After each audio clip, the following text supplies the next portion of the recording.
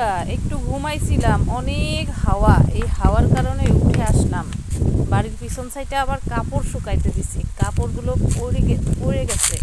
আমার ছোট মেয়ে দেখে আসা আমাকে ডাকতেছে। এত হাওয়া, হাওয়ার কারণে দেখেন একদম সব কাপড় চোপড় পরে আছে। আবার মেয়ে গেছে ডাকতে যে আম্মু তুমি কাপড় শুকাইতে দিছো, সব কাপড় পরে আছে। এই যে আমার ছোট মেয়ে। আর আসলে আমাদের বাড়ির ওইখানে রৌদ্র নাই, এই কারণে কিন্তু আমরা এই যে বাড়ির পিছন সাইডে সবার কাপড় চোপড় আর কি শুকাই। এই যে অনেক হাওয়া।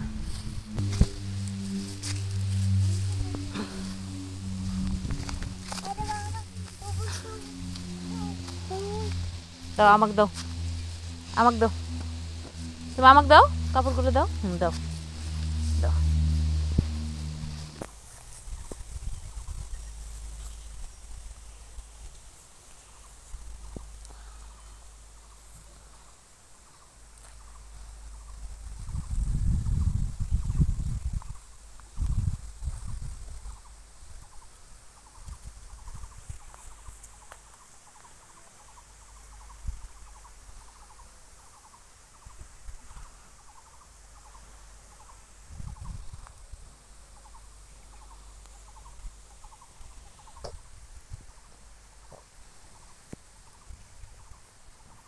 ভাই রে ভাই, আজকে যা হাওয়া দেখেন, কাপড় চোপড় দিয়ে তাল পাওয়া যাইতেছে না, কাপড় চোপড় একদম পড়ে যাইতেছে। কাপড় শুকায় নাই কিন্তু কাপড়গুলো পড়ে যায়। আর আমাদের এখানে তো এই যে আমরা বাঁশ লাগিয়ে কাপড় দেই আর কি, তো বাঁশে তো আর সিমটা লাগানো যায় না। দেখেন কাপড়গুলো কিন্তু পরে পরে শেষ।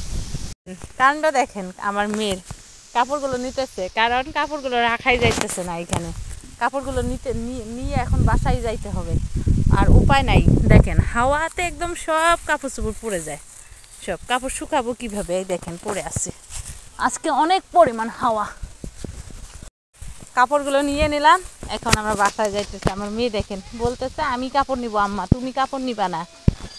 দেখো দেখি আম্মু তোমাকে একটু, আমার শুনো আম্মু কাপড় নিতে, কাপড় বাসায় যেতেছে কাপড় নিয়ে। আমরা কিন্তু একদম সবাই আর কি বাড়ির পিছন সাইডেই কাপড় শুকাই, কারণ আমাদের বাসায় একদম রৌদ্র নাই। এই যে গাছগুলো দেখতেছেন, এই যে বাগানগুলো, এই বাগানের ছায়াটা কিন্তু একদম বাসায় পড়ছে। তো সারাদিন কিন্তু কোনো আর কি রৌদ্র নাই, বাসায় রোদ পড়ে না সারাদিন। তো এই কারণে কিন্তু আমরা সবাই আর কি বাড়ির পিছন সাইডেই দেই। এই তো আপনাদের তো আমাদের বাসাটা দেখানো হয় নাই এখনো। এই যে এই সাইডের আর কি গাছের হাতের আর কি কাপড় পরে যাইতেছে। তুমি যাও, জলদি করে যাও, দেখি যাও। এই যে এই সাইডেরটা হইলো আমাদের ঘর, যেটা আর কি ইটের দেওয়াল, আর টিনের দেওয়ালটা এটা হলো আমাদের ননদের ঘর।